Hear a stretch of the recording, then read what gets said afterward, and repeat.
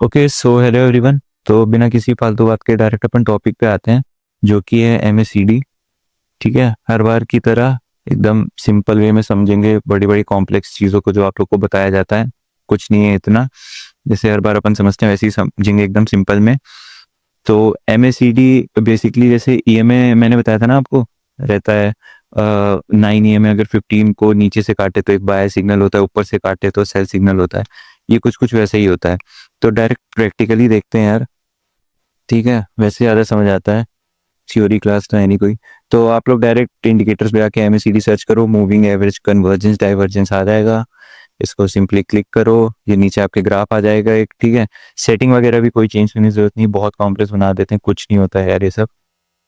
तो बेसिकली ऐसा बताते हैं कि अगर ये ब्लू वाली लाइन रेड वाली लाइन को नीचे से काटे, नीचे से ऊपर की तरफ जाए, तो ये एक बाय सिग्नल होता है। और इसी का उल्टा, अगर ब्लू वाली लाइन रेड को ऊपर से नीचे काटे तो एक सेल साइड होती है। बेसिक सी चीज़ है। ठीक है, आप यहाँ देख सकते हो ये ग्रीन कलर के वॉल्यूम बढ़ रहे हैं, और यहाँ पे ब्लू वाली लाइन नीचे से काट रही है रेड वाली को। और यही उल्टी चीज़, यहाँ पे रेड वॉल्यूम बढ़ रहा है और ब्लू वाली लाइन जो है ऊपर से काट रही है रेड वाली लाइन को। अब आप सोचो कि एमएससीडी से डायरेक्ट ट्रेड ले सकते हैं, तो बिल्कुल नहीं। हर बार मैं बताता हूँ, सप्लाई डिमांड बेस्ट चीज़ है। और इस पे अगर आपको किसी भी एक इंडिकेटर की कंफर्मेशन मिल जाती है तो वो और बेस्ट चीज़ है। सपोज एमएससीडी हो गया, ईएमए हो गया, आरएसआई होगा, कोई भी हो गया। ठीक है, बेस्ट चीज़ याद रखना सप्लाई डिमांड है। और इसको करने के लिए बेस्ट बुक जो है, मैंने लिंक डिस्क्रिप्शन में डाल रखा है, आप लोग देखना ज़रूर। और एक साइकोलॉजी की बुक है, वो भी ज़रूर देखना।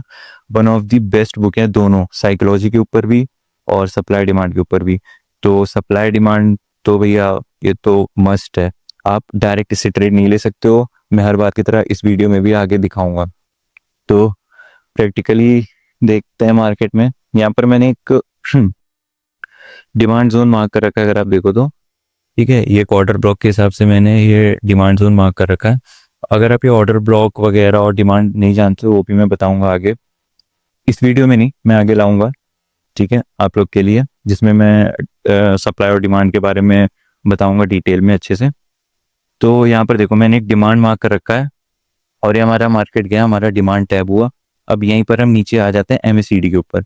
एमएससीडी देखो, यहाँ पे देखो एक ब्लू लाइन जो है एग्जैक्ट नीचे आ रही थी, हल्की सी ऐसे मुड़नी चालू हो गई, मतलब एक यू टाइप का शेप बना दिया, और यहाँ पे इंटरसेक्ट भी हो गई। और वहीं पर आप अगर ये कैंडल देखो, यहाँ पे ये बेसिकली बुलिश कैंडल मानी जाती है, इंडिसीजन कैंडल है, बुलिश कैंडल है। तो इससे हमारा कंफर्मेशन हो गया कि यहाँ पर एक हमारा बुल रन देखने को मिल सकता है। तो ये बुलिश कैंडल और एक बुल कैंडल के क्लोज होने का वेट करेंगे। जैसे ही क्लोज होगी, अपना एसएल सेट करेंगे, थोड़ा सा बड़ा होगा लगभग, और 1:2 के हिसाब से टारगेट रखेंगे। और ये लगभग हमको यहाँ पर ही लगभग 600 पॉइंट मिल गए हैं। ठीक है, जो कि इनफ है। 1:2 के हिसाब से देखो तो आपको मिल जाएगा फॉर्स ऊपर यहाँ तक, काफी बड़ी रैली है। अब यहाँ पर देखो, हम लोग ने एक बुलिश कैंडल के क्लोज होने का वेट किया, और वहीं पर हमने एमएससीडी में देखा कि हमें एक बुलिश रन मिल सकता है, और वहीं पर इसका वॉल्यूम भी धीरे धीरे इंक्रीज होना चालू हो गया। अब सेम चीज हम एक बार सप्लाई पे देख लेते हैं कि बियरिश मार्केट में कैसे काम करेगा। तो यहाँ पर मैंने एक सप्लाई मार्क कर रखा है। ठीक है, ऑर्डर ब्लॉक के हिसाब से यहाँ पे सप्लाई मार्क करा है। अगेन सेम चीज, मार्केट गया, हमारा सप्लाई टैब हो गया। यहाँ पर हम देख रहे हैं कि जो हमारी ब्लू वाली लाइन है वो धीरे धीरे एक तरह का उल्टा यू पहाड़ टाइप का बना रही है, और रेड वाली को क्रॉस कर रही है। और यहाँ पे जो ग्रीन कलर की कैंडल्स हैं, इनका वॉल्यूम भी कम हो रहा है, और फिर रेड कलर की कैंडल्स आ रही हैं। ठीक है, तो यहाँ पे एक हमारा कंफर्मेशन होता है कि हाँ, हमारा एक सेल साइड सिग्नल जनरेट हो सकता है। क्यों? क्योंकि एमएससीडी तो है ही, प्लस हमारा सप्लाई टैब हुआ है। मेन चीज याद रखना, सप्लाई टैब हुआ है। तो यहाँ पे सप्लाई टैब हुआ, हमें कंफर्मेशन मिला, एंट्री यहाँ, यहाँ नहीं तो आप यहाँ पे रख सकते हो, थोड़ा सा ऐसे इसके बराबर होगा।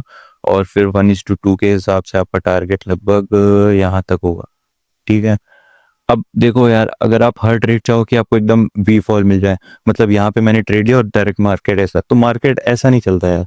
ठीक है, हायर हाई, हायर लो वगैरह वगैरह, ऐसे ऐसे करके अगर डाउन भी जाना होगा ना, तो ऐसे आएगा, साइडवेज मार्केट भी होगा या जो भी होगा। तो डायरेक्ट आप सोचो वी शेप मुझे रिकवरी मिलेगी, तो ऐसा नहीं है। ठीक है, और ये लाइव मार्केट में तो ऐसा हमेशा काम भी नहीं करता है। चलो मैं आज आपको लाइव मार्केट में दिखा देता हूँ। अभी मैं, जैसे ये देखो, 1,10,000 के ऊपर लगभग मार्केट चल रहा है, और MACD देखो यहाँ पर मैं बड़े टाइम फ्रेम पे देखूं तो सप्लाई वगैरह होगा, तो यहाँ पर मैं एक सेल ट्रेड प्लान कर सकता हूँ। पर आप अगर सिर्फ MACD की वजह से ट्रेड लोगे, सोचोगे यार ये देखो यहाँ पर तो बढ़िया सा मतलब ब्लू कलर का उल्टा यू टाइप का बन रहा है, और ग्रीन कलर की कैंडल का वॉल्यूम भी चला गया, तो यार ये सोच के मतलब अभी क्या पता यहाँ से रिवर्सल मार जाए। ठीक है, ट्रेंड इज माय फ्रेंड, हमेशा याद रखना, ट्रेंड के अगेंस्ट ट्रेड मत लेना, ट्रेंड इज माय फ्रेंड। अब यहीं पर देख लो, जैसे यहाँ पर देखो, 1 मिनट, थोड़ा सा जूम कर रहा था मैं, तो यहाँ पर देखो आप, अब देखो यहाँ पर मुझे लग रहा है कितना बढ़िया यहाँ पे सेलिंग जाएगी ना, क्योंकि ग्रीन कलर की जो कैंडल है उनका वॉल्यूम तो बिल्कुल ही नहीं है, प्लस ब्लू वाली लाइन ऊपर से इंटरसेक्ट कर रही है रेड वाले को, तो यहाँ पे एक मेरा सेल साइड जा सकता है। पर आप यहाँ पर देखो, सेल साइड गया क्या, उल्टा बुल और हो गया। ठीक है, मेरा कुल मिला के कहने का मतलब है कि आप सिर्फ इंडिकेटर से ट्रेड कभी नहीं ले सकते, और मत लेना, बैक टेस्टिंग वगैरह से कुछ नहीं होता, लाइव मार्केट में करके देखना। यहाँ आपको भले ही लग रहा है कि यहाँ सेल साइड जा रहा है, और हाँ सेल साइड जा भी रहा है।